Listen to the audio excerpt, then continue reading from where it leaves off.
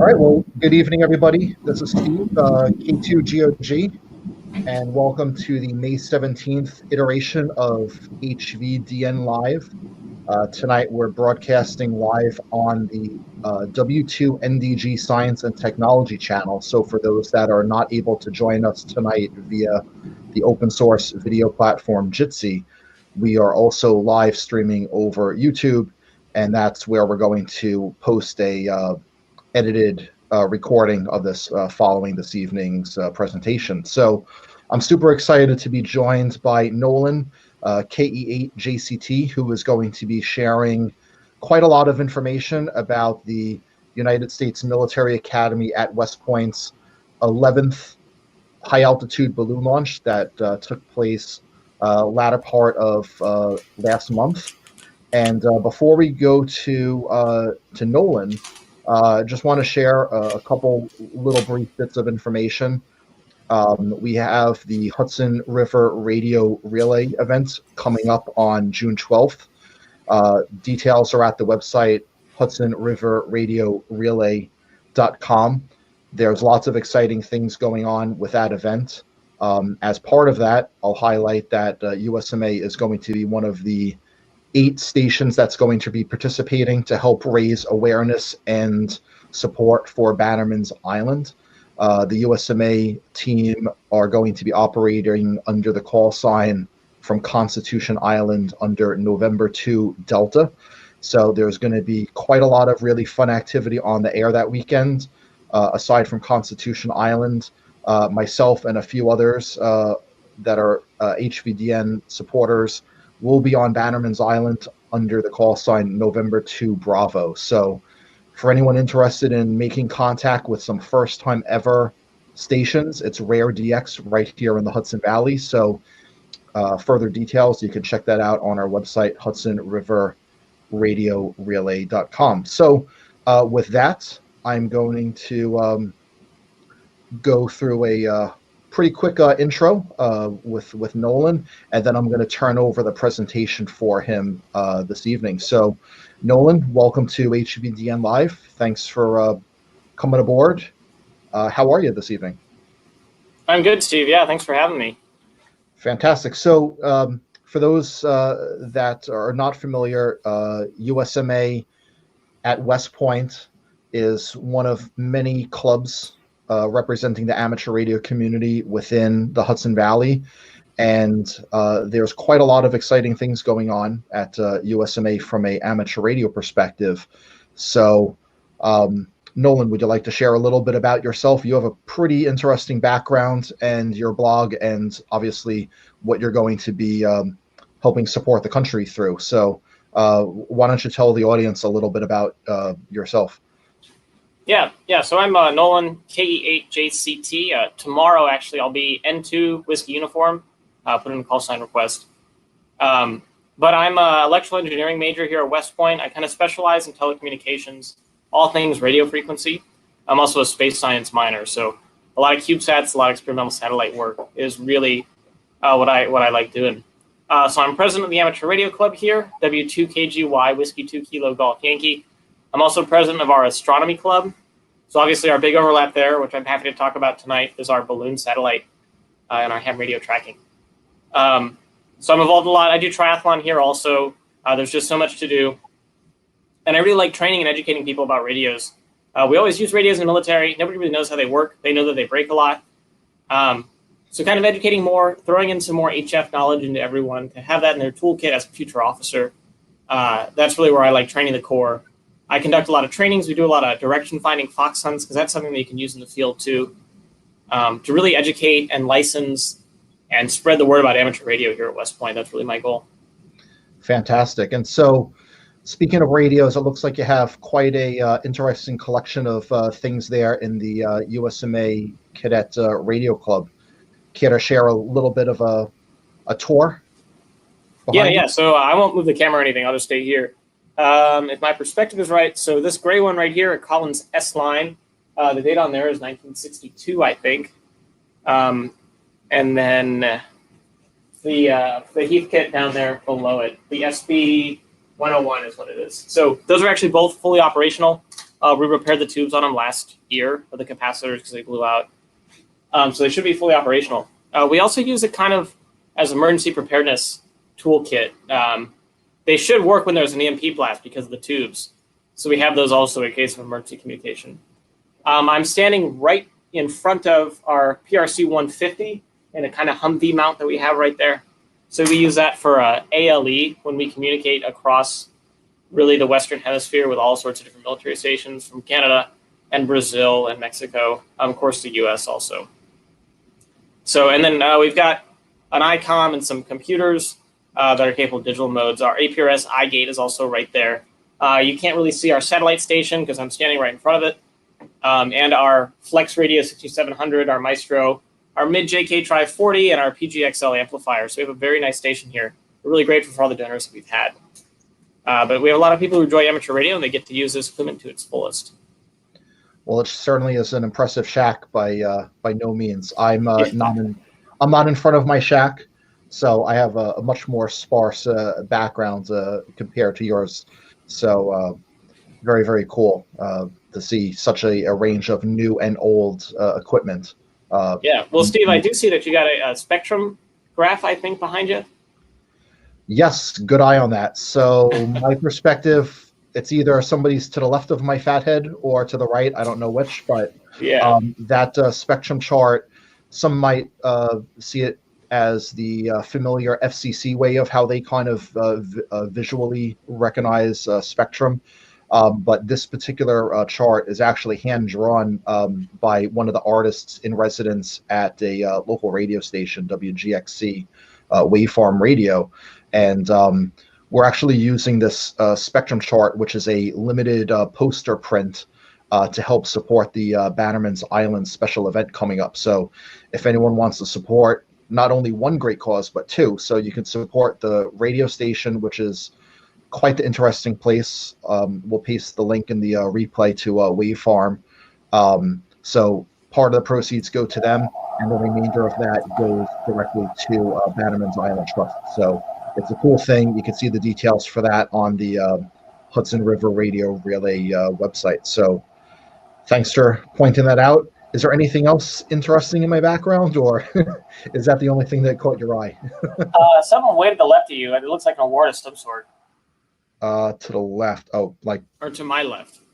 Oh, to your left. Oh, that's like a static. Talking about satellite and space. That's a kinetic sculpture. So if I start moving it, the magnet in the base contacts a electromagnet that is very weakly powered, and until that D battery runs out of juice, it'll just keep doing its thing. So I don't know how long it'll last, but it's super annoying. If I let it go, you see it just builds up momentum and it just keeps doing its thing. So yeah, that's what that is. And I'm gonna stop that in a moment. But great, and again, thanks for coming aboard. So I figure the approach for tonight is, take us through your slides, which are fantastic and full of information.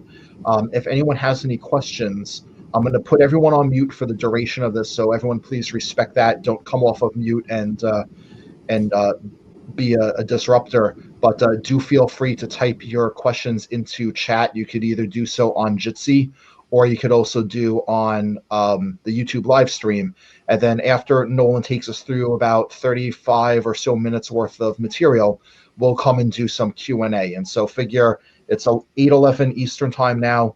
We'll probably run till about close to 9 o'clock, maybe a little over, depending on questions. So that'll be the format. And with that, Nolan, I'll turn it over to you. I'm going to mute everybody, and then you can initiate the screen share on your end. All right. Let me see.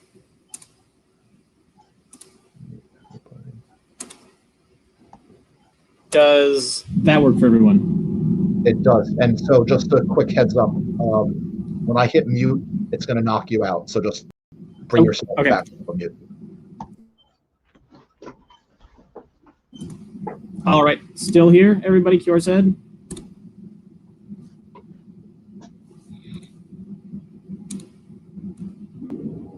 Am I? Hold on a second. And I'm back. All right. Everybody can hear and see me okay? Yep, we got you. So I think if you Oh. hit the, yep, there you go. Now you're full screen. So that's perfect. All right. Well, thank you all for coming. I'll go ahead and talk about our Astronomy Club AY21 academic year balloon launch. So our big thing here is cross-organization. So West Point Amateur Radio Club, USMA Astronomy, the SMDC, and then Army Cyber Institute. So it's a big conglomeration of all these different efforts. So I'll go into a little bit of background about the Ham Radio Club. We're actually the oldest club on post, continuously run. Equestrian team is second place behind us. In 1932, our first call sign was W2JIG. And we licensed about 10 to 12 cadets per semester with Laurel, so it's free and it's really cheap and it's online. And then our big angle is combining ham radio with military training. So we've always heard fox hunts and HF usage and ALE. So that's our big angle, is we stress and organize and train cadets on how they can use that as future officers in radio training. Like I said before, a very impressive station. Satellite tracking rig, Icon 9700. Our different flex radios and the Maestro over there with the PGXL. Our mid-tri 40 on the roof, our M2 satellite array. So it's a lot of very nice equipment that we're able to use. Probably one of the best in the country for college stations. And so if you see that on the top right, that was our picture in the club 2019. After we talked to Colonel Drew Morgan when he was in the ISS over voice. Turns out if they're alumni of the school, you kind of just get an in with them. And if they were in the same company as your officer in charge, they seem to know each other a little bit better. So a little bit about me. I'm Cadet Nolan Pierce. KE8JCT is my call sign. That's still a 2x3. I put in for 1x2 and 2WU, and I'll be getting it actually tomorrow. So I've been a ham since 2018, licensed in Cleveland, Ohio, where I'm from. Electrical engineering major, space science minor, telecommunications. I'm in charge of both the Amateur Radio Club and the Astronomy Club, so like all things space and all things radio. I'm also on the triathlon team, so I'll often track my bike on APRS, which is a lot of fun. And then with ham radio, I really like Summits on the Air. I really like Morse code and CW, and then a lot of QRP interests. And I have a website, ke8jct.wordpress.com. That'll change in a little bit. Once I get my new call sign, that'll probably just switch to N2WU as well. But I put a lot of projects on there for everything technology and ham radio that I work on. There was me with Bob Berninga at a conference one time. We're learning about APRS touchdown. That was a lot of fun. So just to give you guys the greatest overview, so the Astronomy Club and the Amateur Radio Club designed, built, tested, and launched our 11th high-altitude balloon to train cadets on mission planning and conducting that high-altitude research. So it was 14 cadets and 7 faculty. 5 cadets actually had licenses and 3 of the faculty did. So it was great involvement in amateur radio. We did it on 24th of April, launched at about noon in Scranton, Pennsylvania, and landed and recovered at 1500. Flew about 90 miles from Salt Creek State Park in Pennsylvania near Scranton, and then landed in New Paltz and Gardner, New York, right above Angry Orchard. And so we conducted our altitude research, talked cadets about the mission planning. So there's our KML file by our OIC, Colonel Stephen Hamilton, KJ5HY. That's our Google Earth launch data. So you can see max elevation 80,000 feet. Last year, or 2 years ago, we had a max elevation of about 120,000 feet. But we had a heavier payload this time of about 6 pounds. We had our burst and then our descent over Monticello, right near New Paltz. And so some of the data overview that we had. So we tracked it the whole time with APRS. It made it very easy to track as we were driving in our car over these places with no cell signal. We had real-time reporting the entire time. It did never go above the altitude. We never lost it. And then each cadet vehicle also had APRS on it as well. We had a mag-mount antenna on some of them. And then Colonel Hamilton used his car as a digipeater to really get out the signal just from the weather balloon it was flying over. So we were able to get data just right off of the W2KGY balloon. So the most important part about our process was our build process. It was late March, about early April, we started really designing and building this balloon. Constructing, testing, installing the launch modules. So there's some pictures there. Some of our underclassmen there that I had do the antennas and the rigging for the thing. It's really nice to be able to teach them about something they've never seen before, about ham radio, and telling them if you cut the lengths of the antenna, it'll be for a higher wave or a higher frequency. And then on the right there, we tested out a release mechanism for the balloon. It eventually got scrapped just for some pre-launch day worries, but we're looking to put it on soon. So yeah, those are our cadets building the satellite. And then here's our payload in total. So we had 7 total modules. And then our big thing was the time dilation study, a science experiment done. They presented it at the projects day that we had for our capstone, and they're planning to redo it in the future. So we had a whisper beacon put on there. We had a GoPro camera drilled through the middle. We had our slow scan television radio module, which I'm very excited about, and I'll talk about that soon. Our APRS radio. We actually used a phone charger for the entire power system because it had great battery life, and it was really good in cold-resistant conditions. And then I soldered up a central power distribution system to give out 5 volts to every single line that needed it. They also had a Raspberry Pi that took images and captured data and altitude and temperature the entire time. And then on the bottom there, we also had yeast, which I'll show in a second, and then we had that time dilation step. The best way I can describe the time dilation is seeing changes in how time is recorded using relativity on the surface of the Earth as opposed to high altitude. The cadets who did this have published a lot of papers, and they do a lot of work in this kind of field.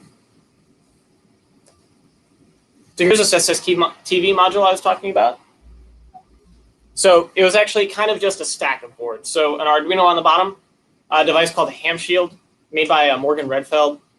It was about $50 online, and it basically you could program your own ham radio transceiver, which was really helpful. And then on the top is an MP3 player on some proto board that I soldered kind of as a daughter board to stick on top. But it was a lot of fun. Its real purpose was to give us an approximate propagation forecast to see how well can we receive this amount of power from the balloon. It was about 200 milliwatts power, and we received it very well the entire time, which I was super impressed by. In the future, we're actually going to take live images from our Raspberry Pi and encode it into SSTV. And so you'll see it in real time, new images coming out about every 2 minutes or so. So what I did this time is I pre-encoded kind of that radio postcard you see, like the ISS does, on an MP3 file, and then I played it through the radio. All the code for that is available on my website. And it uses the Arduino Ham Shield. So there's a lot of frequency stabilization and timing kind of failures with that board. So we're going to move on to the DRA818V radio chip in the future. But this board actually did work really well. We're just going to engineer more on size, weight, and power in the future. So here's some data on our Whisper HF module. It was called the Ultimate 3 and was purchased from QRP Labs for only about $30. It was really nice. 10 meters, because I wanted to have my antenna as short as possible for HF. And, as you guys all know, 10 meters was really active in the past couple months, so it was really fun to see how that was going to change. We wanted to see how the ionosphere changed and how the HF propagation changed with it over that 3-hour flight duration. The antenna that I ended up picking was a J-pole. It actually didn't work out so well because the 2 ends that I had come out would twist all over each other. So it actually was kind of ineffective. And our results kind of were less than favorable here, so we're looking to try it again soon. There were strict timing requirements, and the power that would eventually reset itself would destabilize the timing circuit, and then we wouldn't get any of that strict 10-minute frequency, 10-minute periods on the Whisper transmission. So we're just looking to revisit it, look at some other kits, look at some weak signal work, try GPS clock synchronization, maybe try an end-fed half-wave antenna as well. So I think that'll be really interesting and fun to put on there in the future.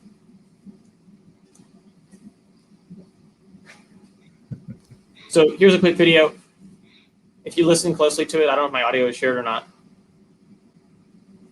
So what happened there is we had the launch mechanism controlled by a DTMF dual tone multi-frequency tone. And so actually pressing 1 on my radio on a 70 centimeter frequency would trigger a servo that would release the balloon. So that's what we're looking to do in the future, is to have these radio controls all the way up to the balloon in case we need to cut our load. Like I said, this got scrapped due to concerns about the parachute attaching. We are looking to put it in the future. So here's some more pictures. So like I said, we had the launch site at Salt Creek State Park near Scranton, PA. I strongly recommend you go visit there. It is the perfect spot I've ever seen to launch a balloon from. It's flat and about 3 miles in every direction, and then beautiful mountains on every side. And plus the landing will get you right to about New Paltz every time. So the key tests we had here were filling our helium, assembling the payload and launching. We had Cadet Bolin down there on the ground filling up the helium. So you can hold on to it still because it's only got about 6 pounds of pull on it. But there isn't really a good way to do it. So what we ended up doing is having those kids kind of parachutes that we strung over it, and everybody would hold down to it, because there's no other way to hold down the parachute. We don't want people touching the balloon in case it pops. You can see about 3 of our cadets, the astronomy club, doctor in charge, and then 2 ham radio experts on the left over there, all holding down the balloon so that it wouldn't fall off while we were filling it up. So here's a drone of us through this filling process. Video taken by Colonel Hamilton, KJ5HY. I don't think it's, yeah, there it is. Yeah, so that's just the perfect place to launch a balloon from. It's so flat and it's just beautiful in all directions. Okay, you can kind of see us down there. Just all the ground. So then came up our launch after we filled up balloon. We got some rigging. We taped down kind of the styrofoam shelf, got some rigging, and then connected it to the balloon itself with our parachute. It was nearly about 6 pounds, just under the FAA limits. So above 6 pounds, you need to register as a heavy and you need a license for it. Under 6 pounds, you're good to go. And if we ever go above 6 pounds, you separate it into 2 payloads that are less than 6 pounds each. And that's still legal. So that was our last photo that we took on the left before we released it. So you can see it is kind of pulling up. It is really ready to go. And then we just let it go. And it just flies wherever it is. It's APRS enabled, so we're able to track it from there. We all hop in our APRS cars and just drive off and chase it. We do have forecasted landing zones. We did forecast Monticello, New York. So here's one of our launch videos taken with the drone.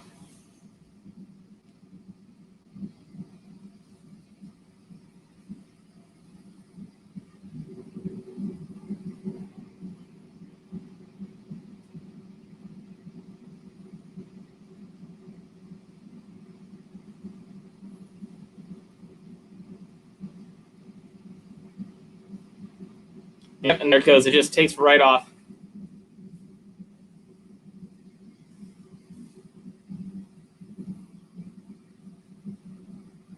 There's just so much tension built up around it. I'm always afraid that it's just going to snap off and we're just going to have a balloon fly out. But it always, if we rig it down well enough, it'll always take the parachute and the payload with it.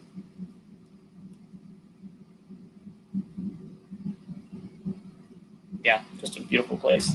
And so here's our actual launch video from the payload.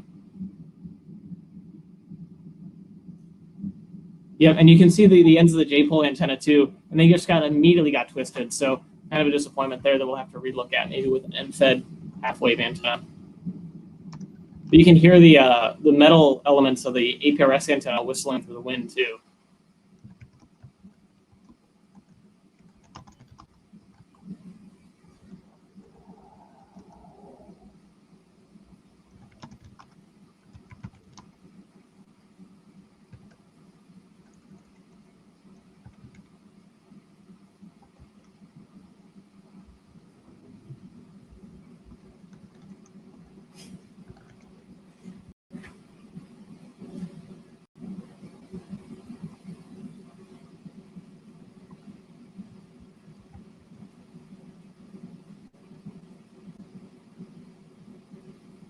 Yeah, it's almost dizzying to look out from that high up. So then we came into our chase step. So we all tracked it, like I said, with our APRS vehicles. Each truck had an APRS, so we all knew where we were, a good command and control strategy. But we also had a recovery team, I call them the goalie team, at West Point.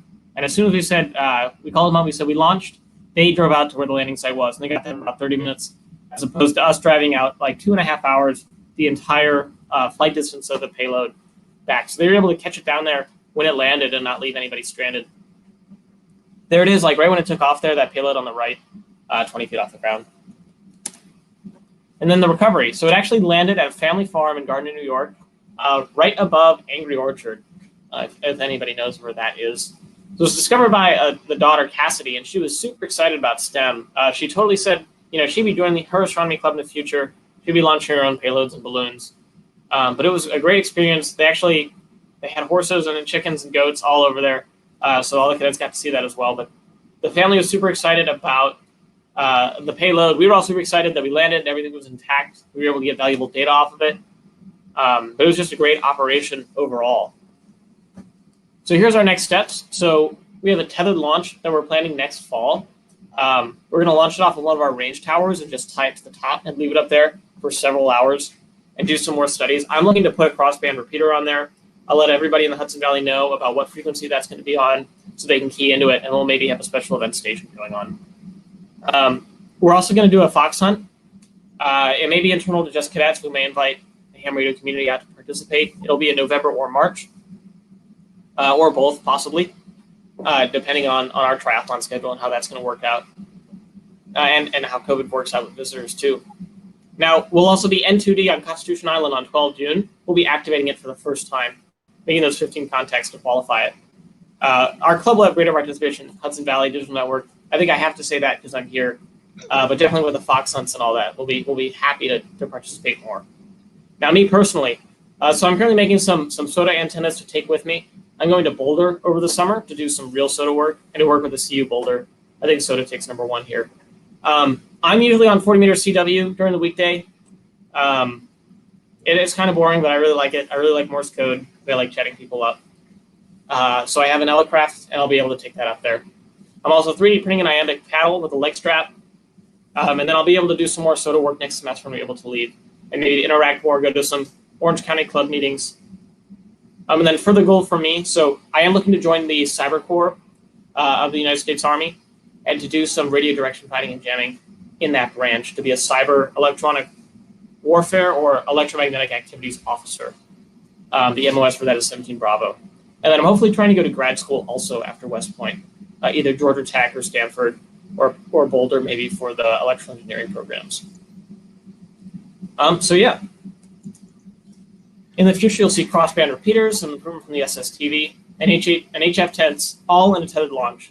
It's just super passionate about ham radio here, a great integration with the military. And we're all able to just center focus and push on our balloon launches, which are wildly successful. So those are OICs for Astronomy Club, the CICs for Astronomy Club as well. But yeah, thank you all so much for listening. I'm happy to take your questions right now. Well, firstly, Nolan, thank you so much for such an excellent presentation. You covered a lot of ground, probably almost as quick as the 434 meters per minute as the balloon.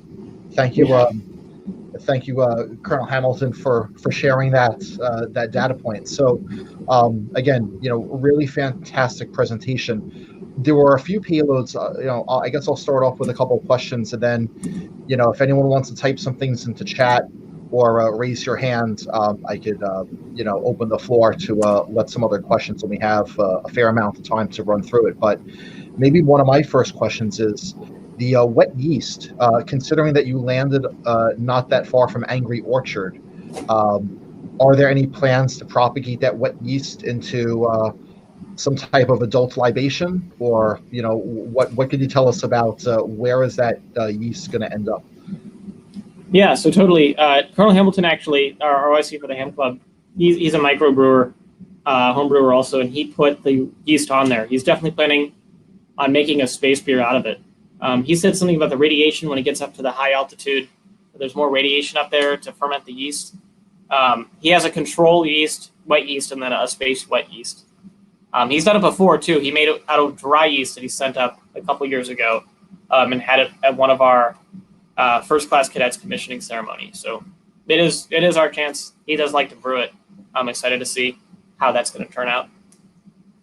Well, that sounds like fun. I'm not a beer drinker myself, but I know there's a lot of people, especially in the Hudson Valley, into micro brewing. So maybe this might inspire them to try a few different things, or if they go to one of the many places where you can consume such beverages, to look for something like that on the menu. I know there's quite a few companies that do small batches on that, but to know that somebody locally is actually doing that themselves, that's taking, no pun intended, micro brewing to a totally different altitude, I guess you could say. But right. But very, very good. Maybe another question for me before we open it up. And again, everyone on the bottom of your screen in your row of icons, if you click the little hand button, that'll allow you to raise your hand, and then you can take yourself off of mute and go ahead and ask a question. But I guess my second question is on the time dilation. I know it's a very, very complicated topic. I know it's very important to different types of navigation. But, do you want to maybe share a tiny little bit more detail on time dilation? Yeah, I can share as much as I am comfortable talking about on 1 foot. I think we all know Einstein's theory of relativity that says, time is relative to its location of some sort. They thought that time would dilate when it was up in the upper atmosphere, that it would compress. So they were looking at waveforms, kind of, I would think a clock signal is the experiment I saw them doing, is they would look at a clock signal for hours long and look at all the clock pulses in it based on a chip scale atomic clock, which is, they'll actually have those on CubeSats as well. And then they took it up to the atmosphere and measured the same clock pulses with the same clock and saw where those clock pulses align at to see, like, well, they were an eighth of a nanosecond off there, see what happened. And I think they actually found that it went in the other direction than they planned. And so they're still crunching numbers on that. They will be presenting at a small satellites conference in the summer, but they'll be continuing to work more and hopefully having on that tethered balloon launch where they can keep it up there for hours, maybe even 24 hours at a time, to really see how that's going to work at that high altitude. And I think that's about all the extent that I can tell on 1 foot about the time dilation project. Well, I think that sums up a very complicated topic. So yeah, any types of inertial navigation are very important. As a globe, we got a little too used to just using GPS for certain things. And so, having that research done certainly is super important. So very, very cool. So let's open it up. Let's see who wants to be the first to ask a question. I really hope with the material that we covered, there's some good questions in there. So if anyone who's like a former faculty member of USMA or citizen scientist or whoever's in the audience, please go ahead and take yourself off of mute while we have Nolan. And we also have representation elsewhere, such as Colonel Hamilton lurking out there. So if you have a question, take yourself off of mute, and let's see what the audience has.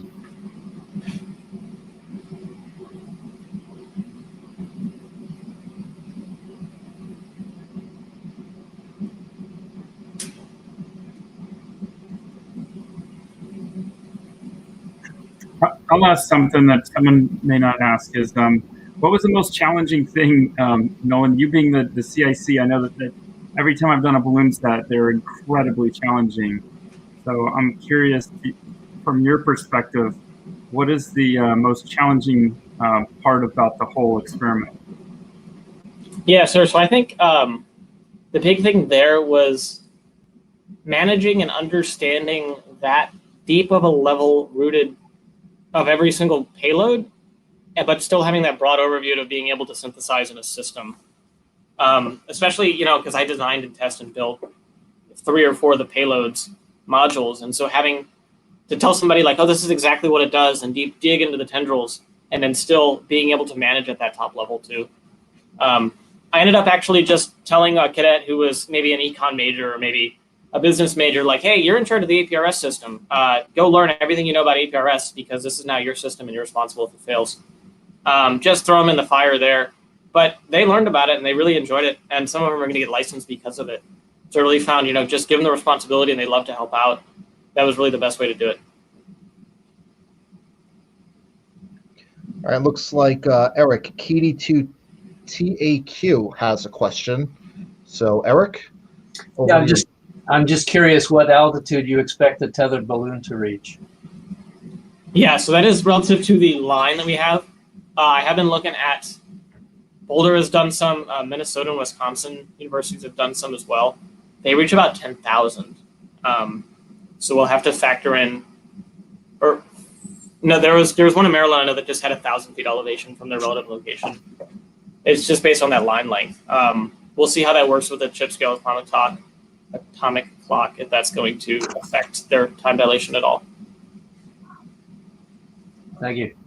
Yep.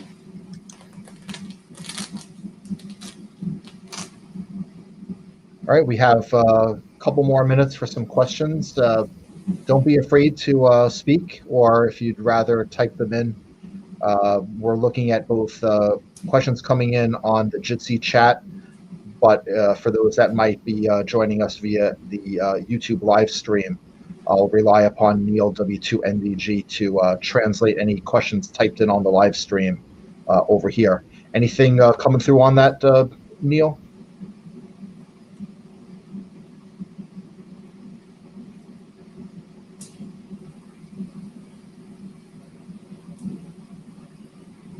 Oh, Neil, I think you're muted. Of course I am. Nothing yet. I'm going to take a look here. So while Neil's looking, he runs a relative new weekly science and technology chat for the Overlook Mountain Amateur Radio Club, which is, of course, here in the Hudson Valley. Last night's topic at one point touched on quantum, which covers quite a lot, but quantum is very much aligned to a timing topic. So I didn't get a chance to listen to the whole replay, Neil, but did anything relative to time dilation and quantum come up on last night's net? One of the things that came up, and one of the reasons why I was thinking about quantum technology, was that there was about a month ago, there was an article that came up in one of my news feeds that somebody has decided to apply quantum theory to software-defined radio. And in theory, what they're saying is they would be able to capture the entire radio spectrum from 10 kilohertz through about 5 gigahertz in one shot, and then process it afterwards.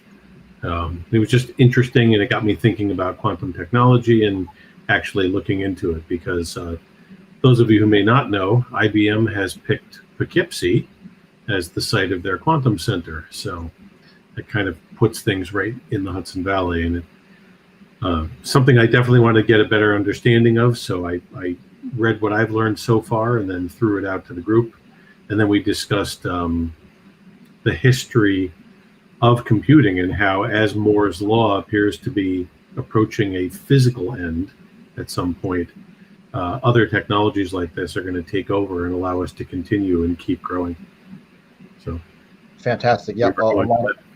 A lot of times people think of quantum. It's not just quantum computing. There's quantum encryption, quantum security, and quantum communications. Most of those touch on my day job. And then speaking of Poughkeepsie and quantum, Joe Apuzzo, N1JTA, who's one of the co-founders of HVDN, just so happens to be a quantum lab manager at the Poughkeepsie site. So he was gracious enough to take me on a tour one day, and that was quite a interesting experience to see that up front. So very, very interesting things in terms of time dilation and quantum. I did see ever so briefly a little indicator blink. I think somebody either came off mute or raised their hand or something, but if there was another question in there, go ahead, share your name and your question. Oh, sorry, that might have been me, I think. I clicked on this. No, I was just thinking about that. I read that same article a while ago, a few months ago, I think, about the SDR and pulling in all that data. And I was at the Johns Hopkins Storage Lab before I came here. So my big concern with that is, okay, fine, if they could be sensed, that's one thing. But how in the heck are you going to pull the I/O off for that? I mean, even like 20 megahertz bandwidth, if you're storing 60-bit samples, you're talking about like huge amount of bandwidth to be able to store that data. So I think that's, if it can be sampled using quantum technology, I'm still not, I can't wrap my head around how we could just transfer the data to a medium that could be analyzed for later. So I don't know, that was just my thought on it. Well, there's definitely a lot of applications for it that certainly makes sense for like a whole separate range of conversation. But it's good to hear that it's capturing everyone's imagination. And think about it, by the time it makes it to our eyeballs, there's been folks in academic labs studying this for quite a number of years. So what makes it to us, just imagine what they're already working on that hasn't made it to us yet. So lots of interesting things. And then from a space perspective, there's a lot of major benefits through quantum and also other types of alternative navigation that are going to be needed for long duration and long distance flight controls. So U.S. Space Force, of course, is one of the many arms that's looking at that. So certainly I'd love to find some people that could maybe share a little bit about the quantum communications side, in the future. So let's see. So we're coming up on 8:43. Really trying hard to get some questions. I know they're out there and somebody just needs to speak up, but maybe there are some questions, I don't know, on the slow scan television. I know myself, I was sitting in my car during the Overlook Club's Fox Hunt that day, and our hopes was to actually have a few of the USMA cadets join us, but because the launch window got moved up, we found the Hudson Valley having two major events, both on the ground and in the air, happening at the same time. And so I was sitting in Kingston waiting for a CSX train to go past, and I was recording the signal coming from the balloon. And I think one of the images on your slide, Nolan, was that one of mine? Yeah, that was yours, I think. Yeah. So one of the things that was kind of interesting was, so I'm sitting there with my fox hunting partner, Charles, and I have my cell phone, held up next to my speaker of the radio in the car, and it's just pulling the image down real time. I did 5 or 6 image decodes, and it kept chopping it off at the bottom. And then when I got home and shared those details with Nolan, I saw other people had the same results. And so wasn't there something that you changed with the code due to the timing? I think that's what you mentioned about the module, the ham shield versus what you're going to be moving to in the future. So I don't know if you could share a little bit about that, because timing is super critical, with all this. So anything on the code? It looks like you're about to share something interesting. So, yeah, I actually don't know what happened there. Let me try and fix this fire real quick. Oh, there I am. Okay. So the code actually, if you remember, the ISS on heat, or to dissipate and manage heat. All right, well, I'll show that. To manage heat, the ISS does it in 2-minute windows or so, and then cuts it off, and then turns it back on every 2 minutes or so. So I had it on a 30-second transmit and then a minute rest cycle, and the image was 35 seconds long. So it cut off the last 5 seconds there every single time. That was just an oversight on my part. So we'll improve it next time and manage it a little bit better. I think I was using Scotty or something instead of Robot 36, which let the whole thing through, and then changing to Robot 36, cut it off at the bottom. That's just an oversight that I'll fix next time. Got it. Perfect. Yeah, I know in the past when I've decoded slow scan coming off of the space station, after the signal is done, the carrier still stays open before it drops out. And so I have a couple of those recordings on the HVDN website. If anyone wants to try it, you can just download the MP3 recording and hold it up to a cell phone, or run it through some other audio pass to see what it is. But I'm super excited to see the next iteration of this. Those DR8 modules are really neat. They are basically the basis of a analog transceiver, and with a few little extra components, you can make a full-featured transceiver. There's one guy, let me think his call sign, K8LID, who's one of the AMSAT folks. I think it's W8. W8. Oh, sorry. So Whiskey 8 lid. He's taken 2 of these and made something kind of unique, a QSL card. He sends that as his QSL, and then you solder on 2 of these plus a microcontroller, and it makes a QSL card sized crossband 2-meter to UHF and vice versa crossband repeater. So, maybe that's your inspiration for the crossband or otherwise, but definitely that's an interesting module to design around. So I'm looking forward to that for slow scan as well as crossband for next time. Right. Yeah, absolutely. So quick question from me, W2NDG. I was curious what hardware you're planning on using for the crossband for the next one. Yeah, so we are looking to integrate those DR818D chips. And actually, I've done a lot of research into this to keep it either on 2 meters the whole time or to switch over to crossband. If you do it on 2 meters, you need these giant radio cavities. People use cake pans for them, but usually they're giant brass rods. We think that'd be too heavy for our uses as a repeater, so we are going to look to go to crossband. And we're thinking there isn't a need to reinvent the wheel. We could just use W8 Lid's design and just put it on our system and have a whole crossband repeater with those DR818 chips on there. That's what we're thinking in terms of hardware. I may iron out the code to do something a little bit different, but that's the direction we're pushing towards right now. Okay, and I'm assuming, well, SSTV makes sense from a point of view of computing power, but is ATV even possible on something like this, or is it just too much heavy lifting, if you pardon the pun? Yeah. Yes, I think Steve could also talk about that. We were looking to put that module on there. I have a satellite receiver, and I have GNU radio with the DTV on there, DVB S2.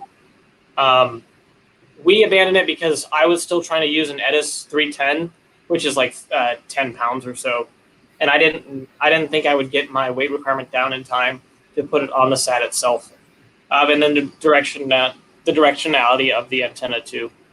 I didn't really feel like sticking a Yagi straight down to have it snap in half when it lands, because we did that one year.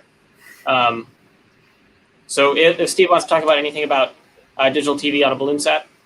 Yeah, I could touch on that really quickly. There's a club in Australia that's done something really interesting recently using DATV, and it kind of inspired me as part of a project that we're hoping to do through HVDN with our own balloon, and we'll start with a tether and then do high altitude. But one of the payloads that I wanted to do is a 1.2 gigahertz DATV transmitter, and my hope was to use a Lime SDR Mini because it's small. It only puts out 10 or so milliwatts, so it's very low power. One of the things that I learned with a imported 1.2 gigahertz amplifier is the amount of weight and heat dissipated is definitely going to increase the weight of the payload. Not really by that much, but the cost starts to get a little expensive. And so with any balloon launch, you always have to run that risk of losing your hardware. And so the funny thing is, one of the local stores that we have here in the Hudson Valley, recently I was there and they took a new load of stuff and I found something in a box, and it was probably the best deal of the century. So there were two brand new, let's see if I can get it, there you go. So two brand new in a package, Hacker F Blues. So I've since customized it with a 3D printed acrylic case, but even though this is a lot larger compared to the Lime SDR Mini, this is a full-featured SDR transceiver. And it literally cost me next to nothing, so I don't really care if one of them goes missing in the ocean or something. So one of these is definitely going to find its way into some type of a balloon type of project. So that solves one major hurdle in terms of low-cost hardware. That's going to be fun. So we can chat about that. But yeah, DATV is really interesting. And again, it's a little expensive to do, but if you can find low-cost hardware, such as I managed to do, that solves the problem. So we'll post a little bit more about that on the HVDN blog, and share a couple other links to some other projects that have done DATV. But DATV, for those that are not familiar, it's digital amateur television. There's different standards such as DVB and DVB S2, which are used for free-to-air satellite. So there's ways that you could remanipulate that and use that for terrestrial transmissions. And so you basically get, in my experiments, you can get a full H.2.64, high definition video stream in about 500 kilohertz of space. Whereas compared to if you were to do like 30 frame analog, you're going to take up between 2 to 6 megahertz. So it's really interesting what you can do resolution-wise with such narrow bandwidth with DATV. So DVB-S2 is what I've been experimenting with. But if anyone wants to learn a little bit more, again, I'll share some further links and stuff on the HVDN site. I knew I'd get you out of the woodwork, Eric. So, question, over to you. Mom is. Yeah. Oh. Yeah, I'm curious to know more about the time dilation experiment. Thinking about how you would do that, there would need to be a reference clock on the ground, same model and everything. So you did that. Yeah, so it was actually quite a process with them. The power module for us was just that phone charger that connected all of my kind of ham radio modules. They had their own little box with their own lithium-ion battery, and they kept it running continuously without a clock reference. So, they came to the site with their little styrofoam box and put it on, and then took it off and kept it in the car with them on the way home. Okay. And you say they got the opposite effect of what they expected? Yeah, that's correct. I'm assuming dilating means that they compressed it and they actually saw it lengthen. So we were going to try and argue some flat earther conspiracy and get money that way or something. No. I've actually looked into this. Okay. Because I'm a physicist. So when I heard that GPS satellites were affected by relativity, I didn't believe it. So I went and worked it out myself. But I got the time delay first and got it wrong, and then I went back and corrected it. I want to actually know the board on this, because I'm at SUNY New Paltz now, and we're getting a balloon program going, and I'd love to send up a similar mission. But in time dilation, there are actually two effects, and they compete. There's the speed effect that you know from special relativity, where the faster you travel, the slower the clocks appear to be. It's all about appearances, relative to another clock. But there's also the gravitational potential well effect. And the clocks get slower the farther down you are in the gravitational well. So, for example, falling into a black hole, you get a red shift, and clocks appear to go slower to an observer outside. So that means if you're going up from the surface of the Earth, the clocks will appear to be moving faster due to the gravitational potential. There's actually an altitude where these two effects would cancel, and it's not the altitude that GPS satellites travel. Although they considered doing that, and instead they just steer the clocks and report. Actually, the clocks actually report what time it should be on the surface of the Earth, not what time it really is on the satellite. So that when you in a slow-moving balloon compared to a satellite, I would expect that the effect would go the other way due to the gravitational potential. Yeah, that's all really interesting. I'll have to put you in contact with those time dilation people. Sure. Yeah. And they still work on it. They're working on it now. They're working on it over the summer, and they'll work on it next semester. Okay, maybe I can get info from them. I'd like to know more about the actual hardware that you all use, because I may try and buy some. Their big thing was an atomic Raspberry Pi, that they had to scale that in their chip scale atomic clock. But I think I do have a copy of one of their papers, so I can send that over. Okay. All right. Well, sounds like we have another thing to decide on, Eric, for Balloony Tunes. Yeah, exactly. No, I have an atomic Pi, but it's actually that's actually a small microprocessor. I don't think it has anything to do with being an atomic clock. But, yeah, I'll send you what they had for their chip scale. They have everything in a kind of process document. So okay, great. How do I get my contact info to you? I'll get you guys in touch with you. Do that? Okay, thanks, Steve. Perfect. Well, again, I would like to thank Nolan. I guess N2WU, since we're getting ever closer to tomorrow. So congratulations on the shorter but equally hard to say call sign, at least if you're doing voice. But on CW, N2WU is actually so much easier. Yeah, it's very nice on CW. Quite a good one. So Thank you again for the time and the excellent presentation. For anyone, if they'd wish to watch the replay, they can do so on the HVDN media channel. It'll also be cross-posted on the W2NDG Science and Technology channel that we're trying to grow. So a couple places for you to find it. And again, thank you so much. We'll call this an evening and a successful presentation. And again, hopefully everybody enjoyed. Thanks and have a great evening, everybody. Yeah. All right. Thanks, everyone. All right. Good night.